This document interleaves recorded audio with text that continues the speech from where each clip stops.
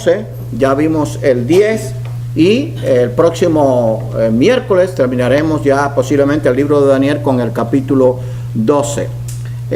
Bien, en el estudio anterior vimos aquella visión que tuvo Daniel y que el motivo fue darle fortaleza, aliento y mostrarle la verdad de lo que iba a ocurrir.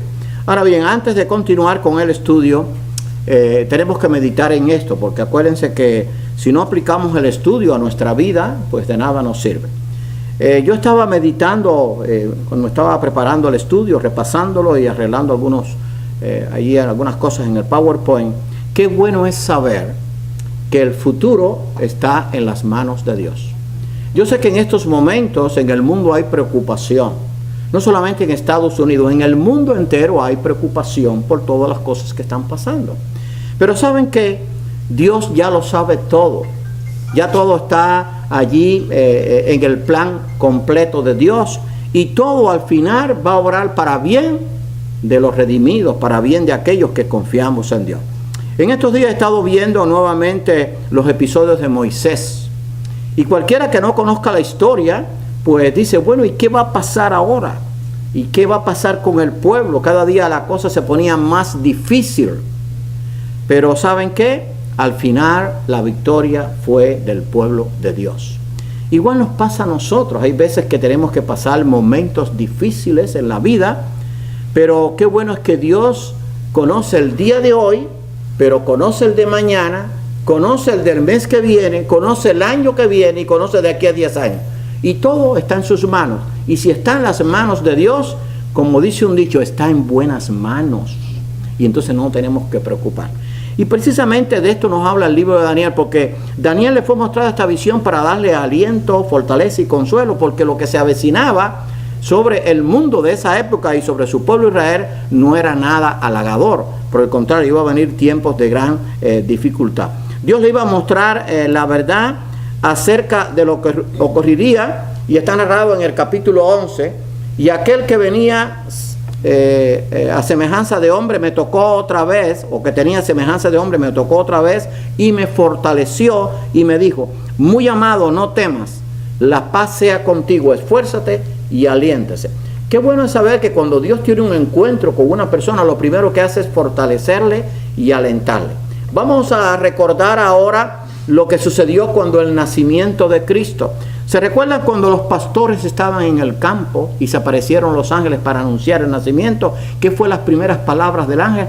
No temas, os doy nuevas de gran gozo, que será para todo el pueblo, que os ha nacido hoy en la ciudad de David un Salvador, que es Cristo el Señor. Cada vez que hay un encuentro con Dios, es para fortalecernos, para consolarnos, para animarnos. Y claro, el Señor enseguida nos dice, porque es nuestra naturaleza humana, no temas, quizás por la prueba que estás pasando o por la preocupación que puedas tener. Bueno, esto fue lo que hizo el ángel, en este caso, aquel que le mostró la visión allí a Daniel, y le dijo, no temas, la paz sea contigo. Y en este caso, todos coinciden que es una propia encarnación o una propia muestra del Hijo de Dios, en una teofanía, porque la descripción que se da en la aparición que tuvo fue la misma que tuvo Juan en la isla de Patmos, y que era el propio Jesucristo que se había presentado en toda su gloria. Así que le dijo, la paz sea contigo, esfuérzate y aliéntate. Y mientras que él hablaba, recobré las fuerzas y dije, habla mi Señor, porque me has fortalecido. Y entonces eso está en Daniel 10, 18 al 19. Habla, Señor, porque me has fortalecido. ¿Se acuerdan del encuentro de allí de Saulo con el Señor? Señor, ¿qué quieres que haga? ¿Se acuerdan del encuentro de Isaías cuando tuvo la visión en el templo del propio Señor? Ay, miserable de mí, que soy inmundo. Y después el Señor limpió simbólicamente sus labios y su vida con aquel carbón encendido de uno de los querubines, y entonces le dijo, heme aquí, Señor, envíame a mí. O sea, el Señor cada vez que tiene un encuentro con los que le temen, lo hace para fortalecerlo y para prepararlo para una misión que tenga que hacerlo. Igual sucede hoy. Lo que pasa es que ahora quizás no estamos en el tiempo bíblico, usted dirá, pero igual sucede hoy. Cuando Dios llama a una persona, lo prepara, lo alienta, lo consuela, lo fortalece, lo enseña, lo instruye y lo guía. Esa es la experiencia. Acuérdense que el hombre que Dios eligió para sacar a Israel de Egipto no era el más capacitado en el sentido de, en cuanto a que era fácil de hablar, porque era Moisés, que aunque había sido instruido en Egipto y había tenido la cultura egipcia, tenía que conocer a su pueblo del cual había vivido alejado, pero Dios lo instruyó, lo capacitó y le puso un ayudante, y ese ayudante no fue otro que Aarón, que le servía, el que hablaba. O sea, Dios hablaba con Moisés, Moisés se lo decía a Aarón y Aarón comunicaba. O sea, Dios siempre prepara el camino. Así que cuando usted sea llamado a servir, Dios le va a preparar. Eso fue lo que pasó con mi vida y con la vida de muchos. Dios nos prepara para que le podamos servir lo más mejor posible.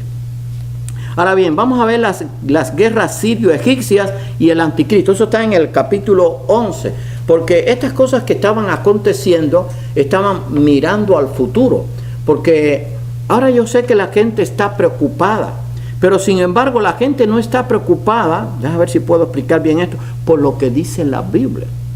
Yo sé que ahora hay preocupación porque quizás, no sé si ustedes analizan las noticias internacionales. Yo trato de ver las noticias internacionales desde varios ángulos. O sea, veo noticieros de Europa, veo noticieros de América Latina, veo los noticieros de aquí y comparo. La situación es caótica, pero nadie sabe lo que se avecina, a no ser los hijos de Dios que escudriñan la palabra. Lo que se avecina es lo más terrible. La gente piensa que lo más terrible está sucediendo ahora. No, esto no es ni la sombra de lo que ha de venir, porque se acerca el imperio del anticristo. Claro, la iglesia va a ser librado de ella. Y estas guerras sirio-egipcias que ocurrieron unos 100 y pico de años antes de la época de Cristo y mucho antes del imperio romano, estaban dando una señal de lo que iba a suceder con el tiempo del anticristo. Porque acuérdense que en la Biblia han habido prototipos del anticristo. Por ejemplo, los faraones fueron prototipos del anticristo, porque los faraones, y en este caso el faraón que estaba allí como en el tiempo de Moisés, quería destruir al pueblo. Los diferentes imperios, esos gobernantes, esos reyes, eran prototipos del anticristo, porque todos querían destruir al pueblo de Dios. En el tiempo más moderno, en el imperio romano, el imperio romano quiso también destruir al pueblo de Dios, y después los diferentes hombres a través de la historia, Hitler, Mussolini y toda esa gente que ustedes conocen, también quisieron destruir no solamente al pueblo de Israel, sino al pueblo cristiano, porque la lucha del hombre es contra Dios, y todo aquel que esté de parte de Dios pues es enemigo del mundo, y eso lo enseñó Jesucristo. Así que vamos a ver que estas guerras sirio-egipcias que ocurrieron tal como Daniel, el Señor le reveló a Daniel, pues estaban también dando un mensaje para el futuro, y era el anticristo que había de venir.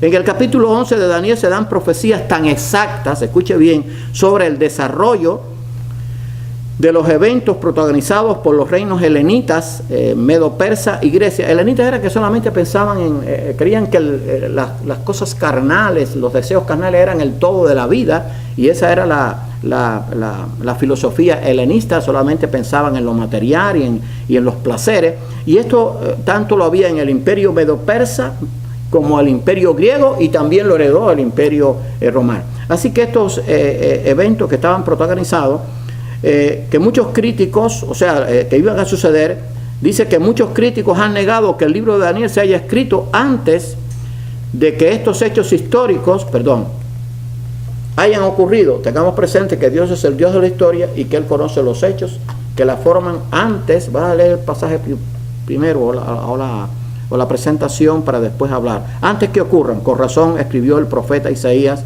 hace 2700 años lo siguiente, lo voy a leer después. ¿Qué había pasado?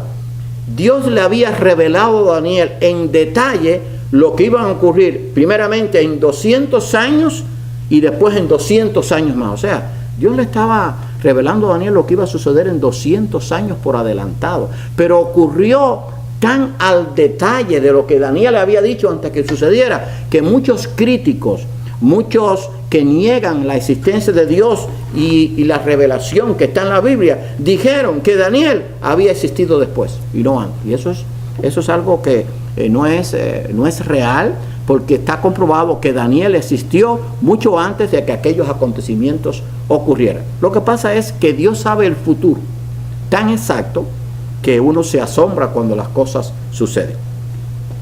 Vamos a suponer, ustedes saben que acaba de pasar que es un desastre natural del huracán Dorian, que estuvo allí prácticamente 2 días encima de las Bahamas y causó unos estragos tremendos y una destrucción tremenda. Vamos a suponer que 4 meses antes o 1 año antes un meteorólogo hubiera pronosticado que iba a haber un huracán que se llamaba Dorian y que iba a estar 2 días sobre las Bahamas. Y hubiera ocurrido, la gente diría, no, este tiene que ser Dios. O sea, y que lo hubiera dicho con detalle, que hubiera dicho la cantidad de víctimas, la cantidad de desastres. Bueno, para que tengan una idea, eso es lo que ocurre con la profecía bíblica. Dios la decía de antemano, pero con todo detalle. Decía a veces el nombre de los reyes, qué tiempo iban a reinar, qué reinos iba uno a sustituir al otro. Y todo se cumplió. Porque acuérdense que a Daniel le fue revelado desde el imperio babilónico hasta el reino eterno de Dios.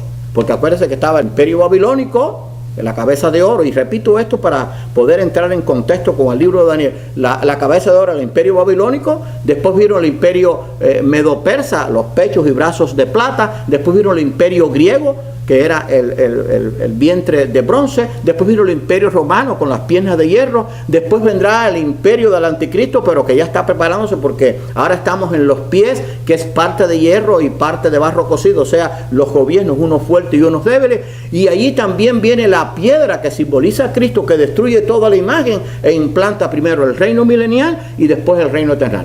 Se ha cumplido todo hasta los pies. ¿Y por qué no se va a cumplir lo otro? ¿Cuál es el problema? Eso es lo que le pasa a la gente. O sea, lo que falta por venir es el imperio del anticristo y después la venida de Cristo, la segunda venida para destruir al anticristo e implantar primero su reino milenial y después eterno. Así que cuando Dios habla de estos acontecimientos en detalle, ocurrieron tal como Él los dijo. Pero la gente no quiere creer esto. O sea, la gente no quiere creer a Dios. La gente cree cualquier cosa menos a Dios. Y entonces por eso el mundo está de mal en peor. Porque algunos dicen, voy a poner un ejemplo sin mencionar nombre, hay personas que las tienen cogidas como una persona y que están buscando siempre cualquier detalle para atacar a una persona X en diferentes lugares del mundo. Pero lo que está pasando en el mundo es que todo el mundo está en contra de Dios y todo el mundo está buscando la oportunidad para ofender a Dios, para cuestionar a Dios, para blasfemar el nombre de Dios. Pero lo que Dios tiene planificado se va a cumplir, y todavía por su misericordia el Señor no ha venido, porque Él quiere que todos procedan al arrepentimiento. Pero Dios pudiera decir, ya está bueno, han pasado ya 6.000 años de historia humana, 2.000 años de la historia de la iglesia, 2.000 años de que Cristo vino. Bueno, pues voy a enviar a mi hijo. Todavía Él lo está deteniendo porque tiene misericordia. Yo les dije una vez, antes de leer este pasaje, que algunos ven las 10 plagas de Egipto como juicios, pero se olvidan que aquellas plagas tenían misericordia. Ya se los digo una vez, pero para que ustedes vean cómo Dios obra. Porque el mundo de aquella época, los egipcios, veían a Dios como un ser malo. Veían a los judíos como lo peor, porque por causa de ellos el pueblo egipcio estaba padeciendo. Pero aquellos 10 juicios, estaba Dios agotando su misericordia, porque si el faraón a la primera plaga obedece, no hubieran venido más ninguna, y el faraón no hubiera perecido todo su ejército, hubiera pasado todas aquellas plagas, hubieran muerto los primogénitos. Así que cada plaga era un juicio de Dios, pero con misericordia. Porque acuérdense que cada vez, y esto es bíblico. O sea, usted quizás vio la serie, yo la veo, la estoy viendo, repitiendo ahora porque la pude grabar en mi televisor, la tengo grabada, pero lo que voy, cada vez que pasaba una plaga, Moisés, que era el enviado de él, le decía, oye, Faraón, ¿vas a dejar ir al pueblo? Dios te está dando un mensaje, te está dando una oportunidad, deja ir al pueblo y todo esto va a terminar. Pero él le decía, no, y pasó una plaga, pasó dos plagas, 3, 4, 5, 6, oye, si a la tercera va la vencida, ya por la 6 ya yo me hubiera dado No lo hizo, se endureció. Bueno, lo que está por suceder es igual. El mundo está recibiendo el mensaje de Dios. a través de Facebook, a través del internet, por la radio, por la televisión, a través de las iglesias, a través de cada uno de ustedes que le predica quizás a sus vecinos o a sus amistades. Pero la gente dice, no quiero saber de Dios. Punto. Entonces, no es lo que la gente habla hoy en día, la tienen cogida con fulano. ¿Y por qué no habla que la tienen cogida con Dios? Que desde que el hombre pecó está en contra de Dios y todo lo que hace es contra de Dios, y entonces quieres que te vaya bien, no te puede ir bien porque estás en contra del Todopoderoso, del que creó todas las cosas. Vamos a ver que Dios conoce la historia antes que lo suceda. La Biblia lo revela, pero el hombre no lo cree, y por eso no cree de que va a venir el tiempo del anticristo ni que Cristo va a venir por segunda vez. La gente se ríe de esto, se burla de esto, se burla de nosotros los cristianos, pero no podemos dejar de decir lo que está escrito en la palabra. Así que va a decir José rapidito. Solo algo para que usted nos ayude o nos aclare.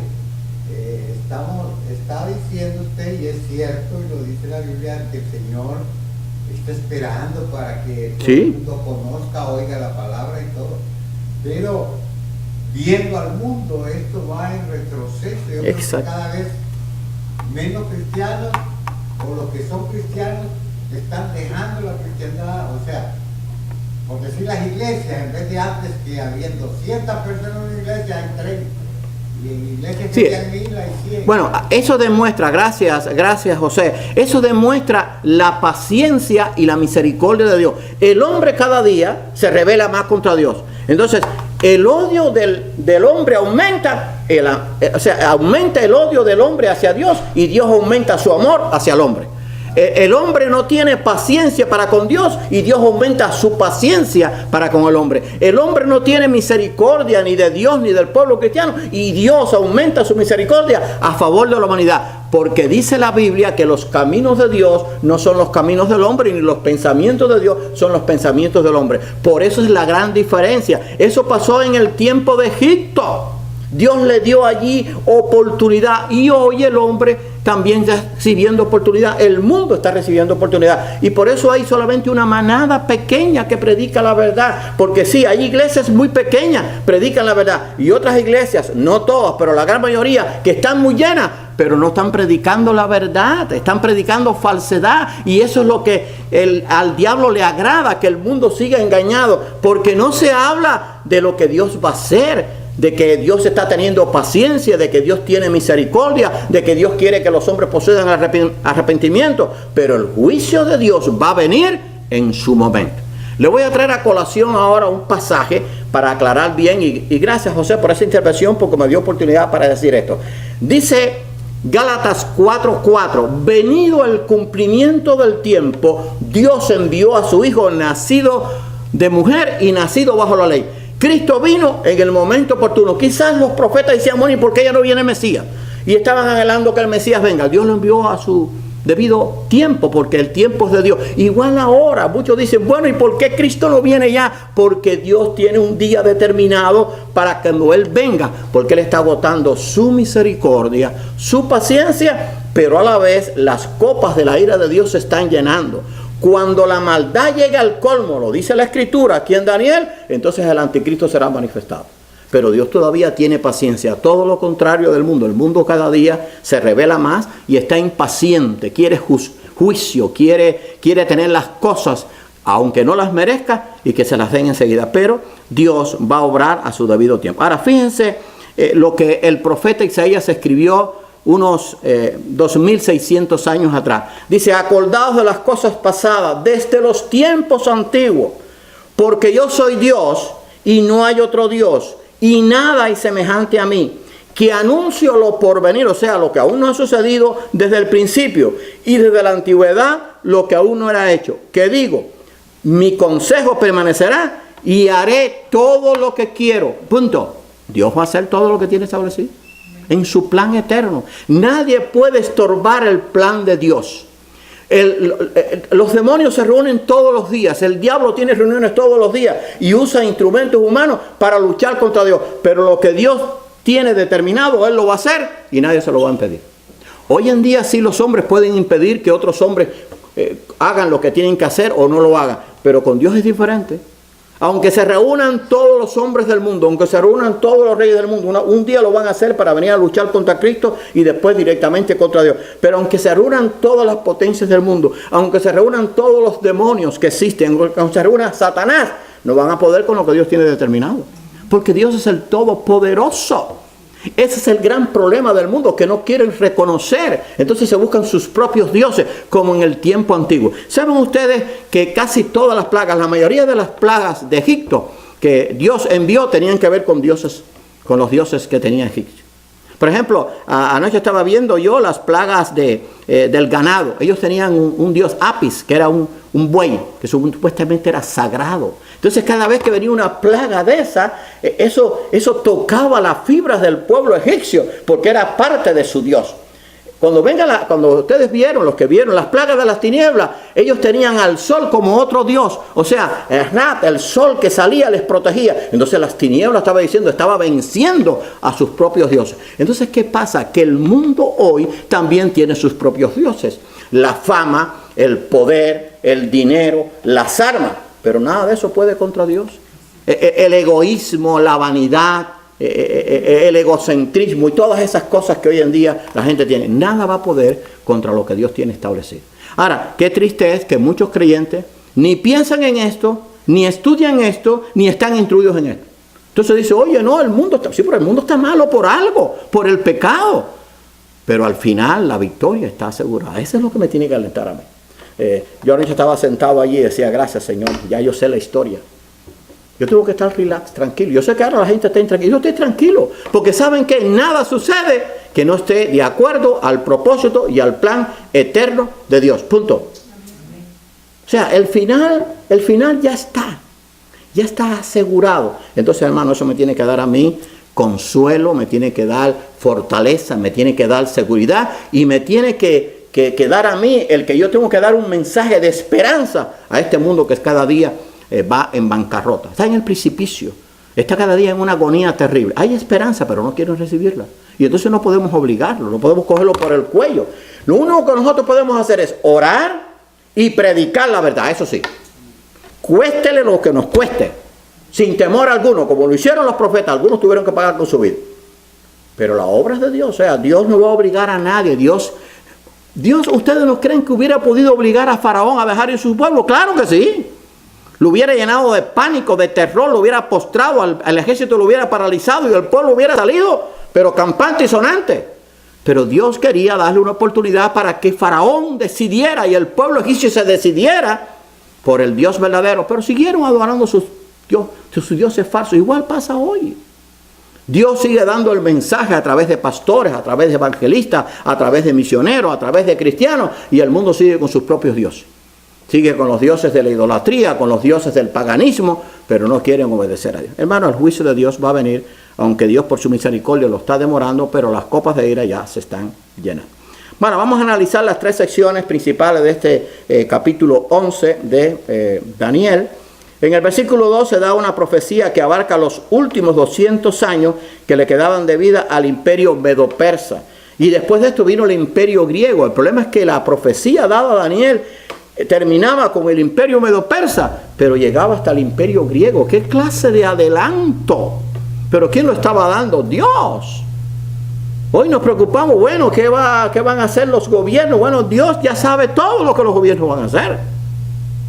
Pero nosotros tenemos que estar tranquilos de que el plan de Dios es bueno, es eficaz, es veraz y al final va a dar el resultado que Dios quiere, porque nadie lo va a poder invertir. Así que en el versículo 2 se da una profecía que abarca los últimos 200 años que le quedaban de vida al imperio medo-persa, donde leemos, y ahora yo te mostraré la verdad. He aquí aún habrá 3 reyes en Persia. Fíjense que le nombró los reyes que faltaban en Persia. Y Dios sabía los nombres, no se los dio en esta oportunidad a Daniel, pero Dios sí lo sabía. El nombre, qué sangre, qué tipo de sangre tenía, de qué color eran los ojos, cuántos hijos iba a tener, cuántos nietos, cuántas canas le iban a salir y cuántos pelos tenía en la cabeza. No lo saben, Dios sabe todo. Dice la Biblia que nuestros cabellos están todos contados, pero eso el mundo se ríe. Usted se ha contado, yo tengo poquito, pero usted se ha contado los cabellos, empieza a hacerlo a contar a ver si da. Usted sabe lo que es en el mundo, para que tengamos una idea del Dios que tenemos. En el mundo hay Se calcula que allá hay más de 7.000 millones de habitantes. Estamos hablando de 7 billones de habitantes. Dios los conoce a cada uno en lo más íntimo y aún más. Él sabe los cabellos que cada uno de ellos tiene en su cabeza. ¿No dice la Biblia? Bueno, vamos a hablar parte de eso en el mensaje del domingo. Que no cae un pajarillo a tierra sin que Dios lo sepa. ¿Ustedes saben cuántos pajarillos hay en el mundo? Millones de millones. Y si usted quiere tener una idea, aquí en Cape Coral, cuente cuando usted pueda ir los pajaritos que a veces que se posan ahí al atardecer y empieza a contarlo. Que claro, el semáforo lo va a coger la luz y no va a terminar. Dios los conoce a todos, no cae uno a tierra sin que Dios lo sepa. Entonces, si ese es mi Dios, que conoce mis cabellos, que conoce mi persona, que conoce el pasado, que conoce el presente, que conoce el futuro, hermano, yo tengo que estar tranquilo. Yo tengo que estar tranquilo sabiendo que todo está en las manos de Dios. Así que es aquí que dice que aún faltaban 3 reyes en Persia. Estamos hablando de que todavía estaba el imperio Medo-Persia y quedaban 3 reyes más, pero Dios le está hablando ya que después de eso vendría el imperio griego y se lo está adelantando a Daniel. Y todo ocurrió al pie de la letra. Y el cuarto se hará de grandes riquezas, más que todos ellos, y al hacerse fuerte, con sus riquezas se levantará a todos, y levantará a todos contra el reino de Grecia. Daniel 11:2. Después vamos a ver quién es este personaje. Así que después se levantará otro más y levantará a todos contra el reino de Grecia, que era el que iba a sustituir. Las 3 secciones principales de este capítulo 11 son: los versículos 3 al 20 aportan material profético histórico que sirve de trasfondo e introducción al advenimiento del detestable Antíoco Epífanes, un tipo del anticristo. Fue un hombre muy malvado, que inclusive vamos a ver que profanó el templo con un cerdo. Y es un prototipo del anticristo. Ahora, el problema es que eso está en la historia. No solamente en la historia bíblica que lo menciona, está en la historia secular, antigua. Pero la gente, lo que dice la historia antigua, porque no menciona a Dios, eso lo cree. Pero lo que dice la Biblia no. Y está igual, es la misma historia. Pero el problema es que el hombre cree al hombre. El hombre no quiere creerle a Dios. El hombre cree primero a un demonio o cree al diablo antes que creerle a Dios. Porque el problema es que como los reinos del mundo provisionalmente están en las manos del diablo, el Dios de este siglo es el diablo, y las riquezas Él la da a quien quiere, si no lea la tentación del diablo a Jesús, entonces el hombre está adorando al Dios Mamón, al Dios de la riqueza. El Dios de la riqueza es nosotros, que el imperio diabólico, el imperio de las tinieblas. El mundo no quiere saber de Dios. La familia inconversa no quiere saber de Dios. Los amigos que no tienen temor de Dios no quieren saber de Dios. Y si es posible nos piden la cabeza y nos hacen daño. No se asombre por eso, Cristo lo advirtió, no somos del mundo. Ahora, no podemos llenarnos de ira y tomar la venganza. El Señor dijo, mía es la venganza, yo pagaré.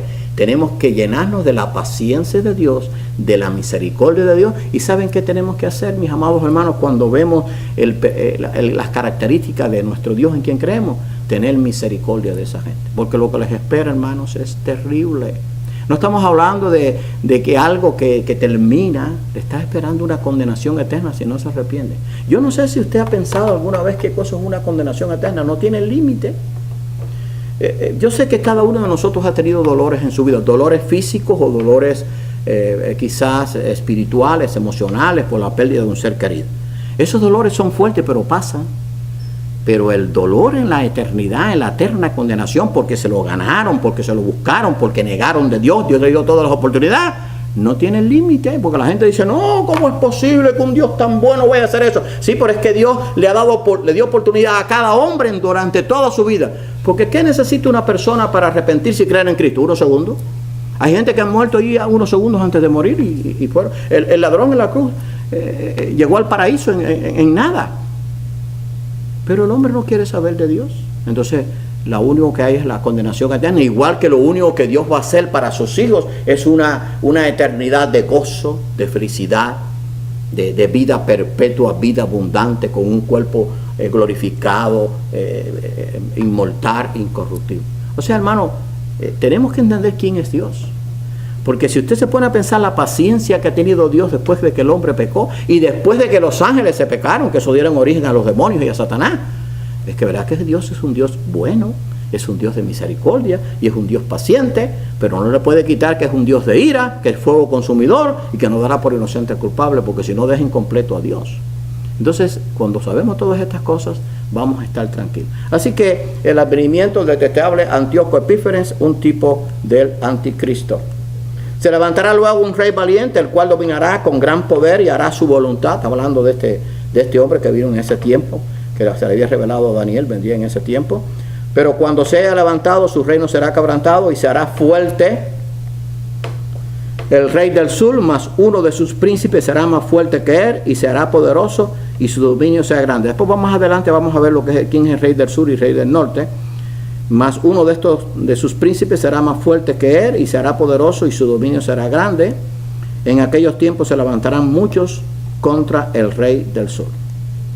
Vendrá pues el rey del norte y levantará baluarte y tomará la ciudad fuerte. La ciudad fuerte no es otra que Jerusalén.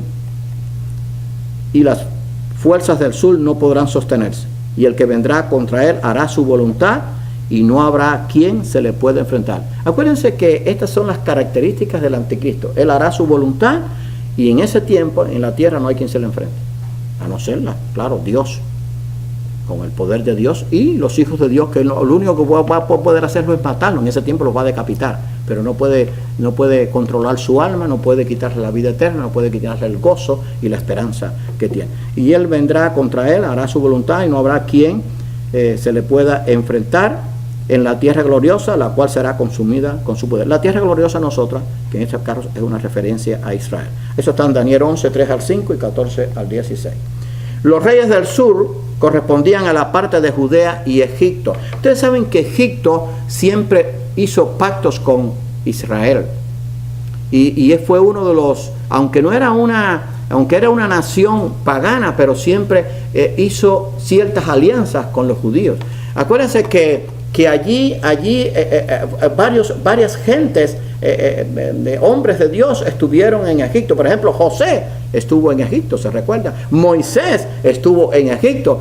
También cuando iban a matar los niños, los padres tomaron a Jesús y se fueron ¿a dónde? A Egipto. Y se cumplió la profecía: de Egipto llamé a mi hijo. Por eso la Biblia habla de que hay profecías para Egipto, en que ese pueblo pues va a tener una oportunidad también de conocer más al Señor. Ahí hay cristianos, hay mucho paganismo, pero también hay cristianos. Así que los reyes del sur correspondían a la parte de Judea y Egipto. Y el rey del norte correspondían a los griegos y sirios, que después esto dio origen al imperio griego. Acuérdense que los sirios, o Siria ha sido siempre uno de los enemigos acérrimos de Israel.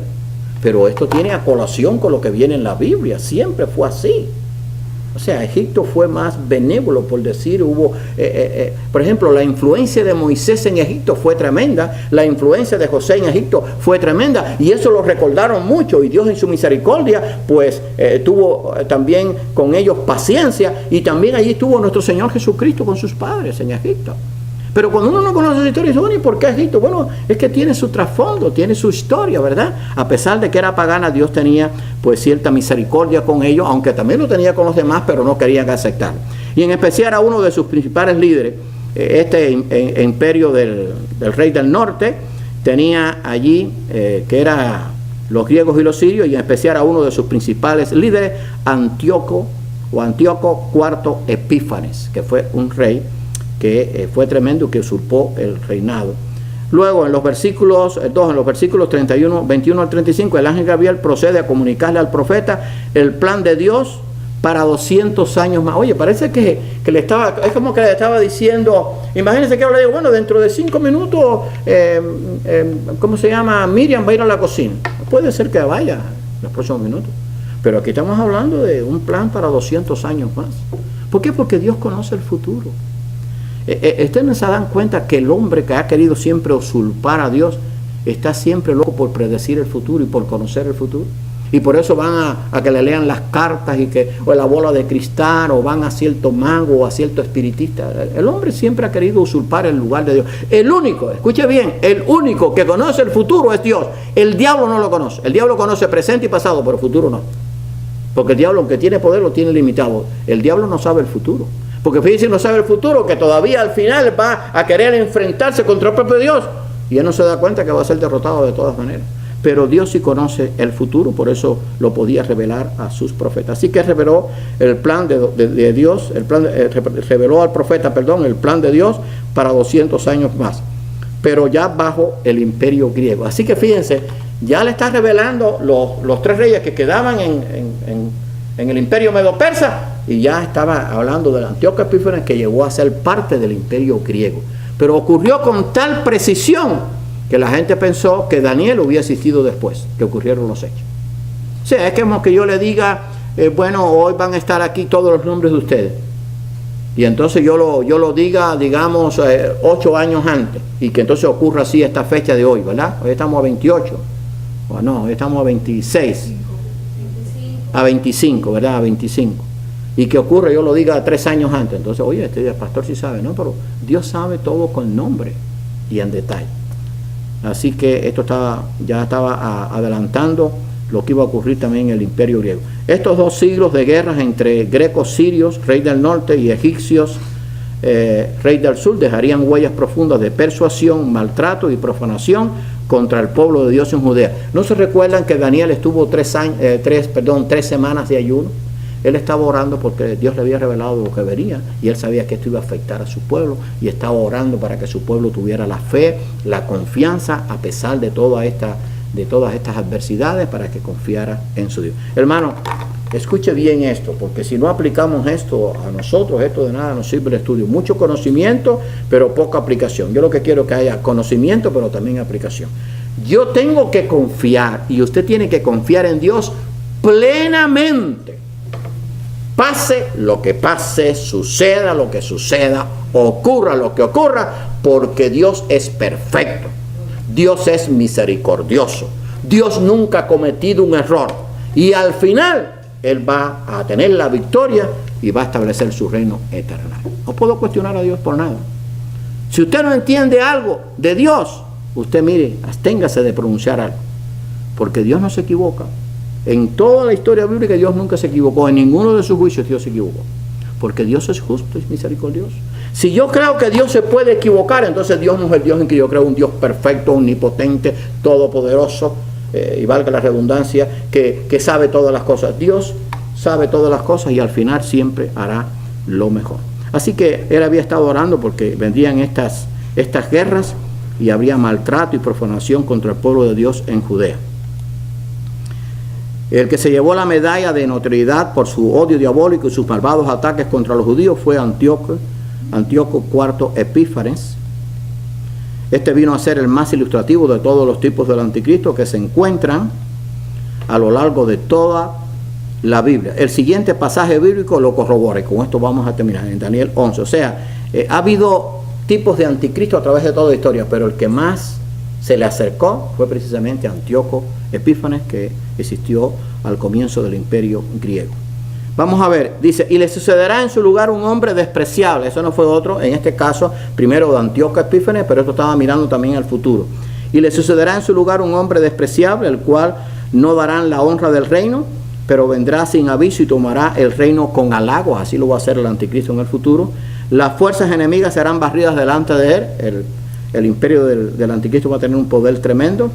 Como con inundación de agua serán del todo destruidos junto con el príncipe del pacto. Este era uno de los reyes de Israel que estaba en ese tiempo y que se decía el príncipe del pacto. Había cierto pacto con los medos y los persas y también al principio con los griegos. Y después del pacto con él engañará y subirá y saldrá vencedor con poca gente, y se levantará de su parte tropas que profanarán el santuario y la fortaleza, y quitará el continuo sacrificio y pondrá la abominación desoladora. Él lo hizo Antíoco Epífanes cuando con un cerdo lo profanó el templo, pero esto estaba mirando al futuro cuando el anticristo también profane el templo y él se siente para adorarse. ¿No se recuerdan cuando Cristo está dando las señales del tiempo del fin en Mateo 24, que dijo, cuando oigáis de la abominación desoladora de que habló el profeta Daniel, el que lee entiende, entonces el fin ya está cerca? Estaba hablando de esto, de esta profanación que en un futuro iba a ser el anticristo. Cuando murió envenenado Seleuco IV Filópator, esos son nombres de aquel tiempo, el que legalmente tenía que ocupar su lugar era su hijo Demetrio Sotero. Sin embargo, Antíoco Epífanes, el hombre despreciable, fue quien usurpó el trono de Siria en el año 175 antes de Cristo, siendo esa la razón por la que no le dieron la honra del reino. Sin lugar a dudas, Antíoco Epífanes era un fiel retrato de lo que hará el anticristo, de quién será y cómo hará. O sea, Dios estaba dando al pueblo, a su pueblo, una visión de lo que iba a acontecer en el futuro, pero todavía en un nivel más alto, porque el anticristo tendrá todo el respaldo de Satanás y tendrá en sí toda la maldad de todos los grandes dictadores que han pasado por el mundo. Y finalmente, en los versículos 36 al 45, el lenguaje profético trasciende al sentido histórico y se remonta a detalles que jamás han hallado aplicación. O sea, de lo que dice ahora, eso no se puede aplicar ni a Antíoco Epífanes ni a ningún otro anterior o posterior a él en cuanto a los que odiaron a su pueblo y odiaban a Dios. En ningún personaje antes conocido, en el más amplio sentido de las palabras. O sea, las palabras que vienen ahora era una referencia al anticristo que habría de venir y no a ninguno de aquellos que ya habían pasado o que estaban pasando en ese tiempo. Con este pasaje vamos a terminar. Así es donde Dios anticipa el surgimiento del tirano más cruel y maligno que Israel y el mundo haya podido imaginar, el anticristo del futuro. Veamos algunos detalles y características, de este terrible personaje que se ha de manifestar en un futuro no muy lejano, que fue revelado a Daniel por Dios.